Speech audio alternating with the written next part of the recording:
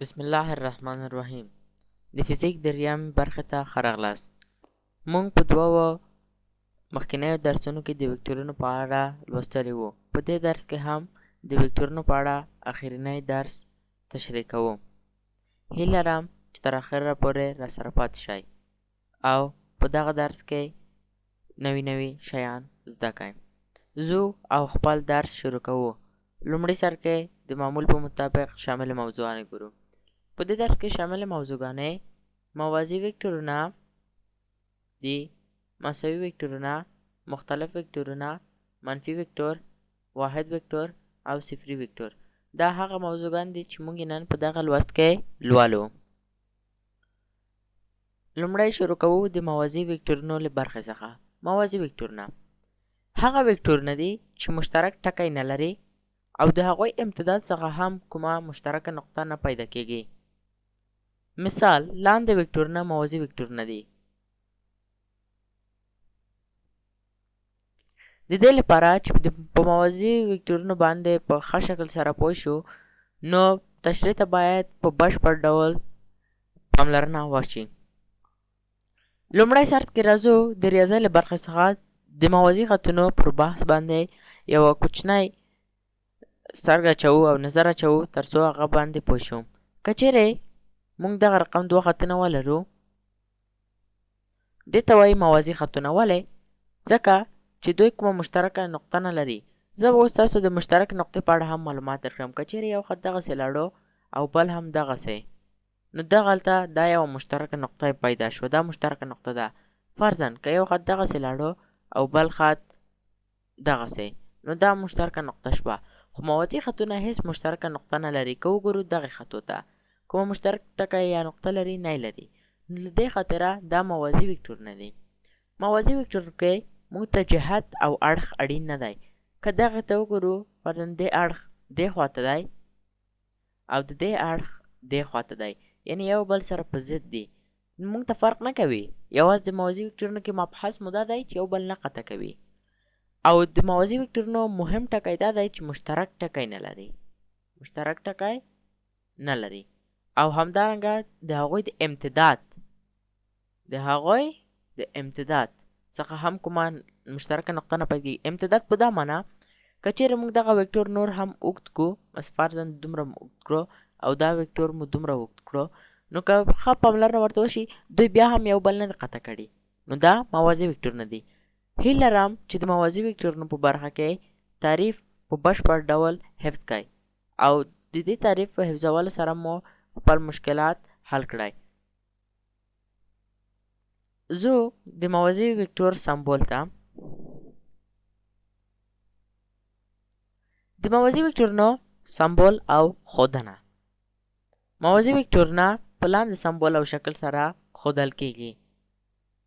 دا د موازي وکتورونو سمبول دی. که چیرې مو دغه سمبول د ریاضۍ، کیمیا، فزیک او هر کتاب کې ولولو، دا په دا معنی دی چې دا موازي دي.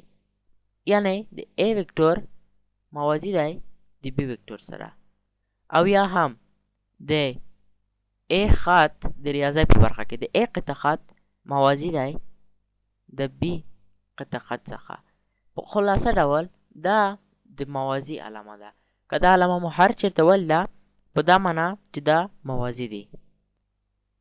زو دویم نوټ ته مساوي وکتورونه هغه وکتورونو ته ویل کېږي چې موازي، همجهته او په یوه اندازه اوږدوالی ولري. یعنې مساوي وکتورونه درې شرطه لري. لومړی شرط دا دی چې باید موازي وي.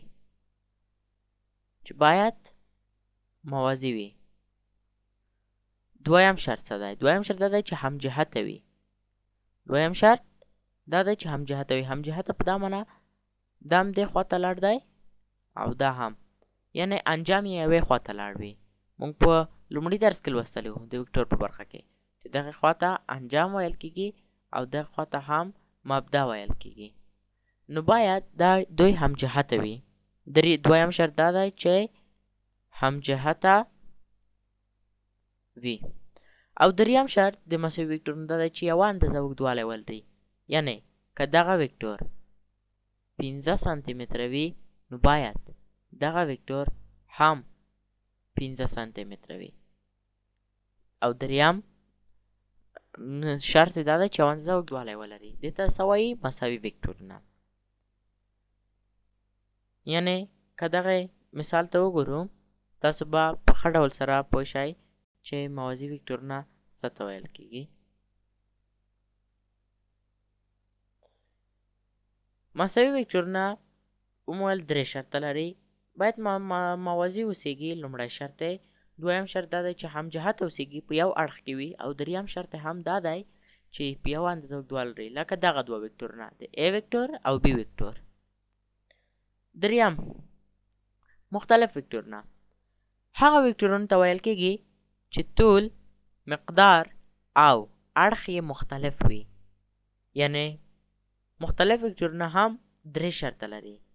د مساوي وکتورونو خلاف دي، په دا معنا چې طول، مقدار او اړخ مختلف وي. که دغه ته وګورو دې اړخ یوې خواته دی ښي خواته، او د دې اړخ کیڼ خواته دی.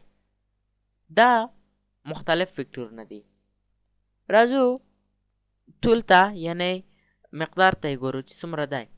که دا وکتور 15 سانتي متره وي نو دا وکتور خو کوچنی دی، دا 2 سانتي متره دی. نو دا وکتور د دې نه کوچنی هم دی. نو دا مختلف وکتورونه دي، اړخ هم مختلف دی. نو د بیلګې په ډول دغه وکتورونه مختلف وکتورونه دي. څلور منفي وکتور. د یو وکتور متضاد یعنی ضد ته منفي وکتور ویل کېږي. د مثال په ډول اوس ګورو دغه وکتورونو ته.